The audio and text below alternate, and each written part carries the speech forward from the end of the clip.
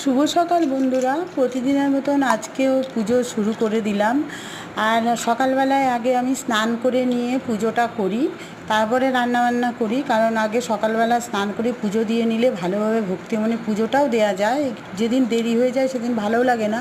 আর আগে গোপুসোনাকেই আমি পুজো দিই, কারণ হলো সকালবেলায় গোপুসোনা হলো বাচ্চার মতন আমরা দেখি, তাই জন্য বাচ্চাকে যেরকম সকালবেলা আগে খেতে দিতে হয়, ওই জন্য গোপুসোনাদেরও সকালবেলায় আগে প্রথমে দিতে হয়, তারপরে আবার 12টার পরেও আমি দিই, আর বিকেলবেলা একবার দিই। আমি 3বার দিই, অনেকে 4বারও দেয়, আমি 3বার দিই। যাই হোক, গোপুসোনাকে স্নান করিয়ে জামা পরিয়ে দিয়েছি। দেখো, আজকে আমি সুতির জামা পরাইনি, এমনি একটু জরিওয়ালা জামা পরিয়েছি। সুতির জামা পরানোই ভালো, তবে মাঝে মাঝে আমাদেরও ইচ্ছা করে একটু গোপুসোনাকে সাজাই।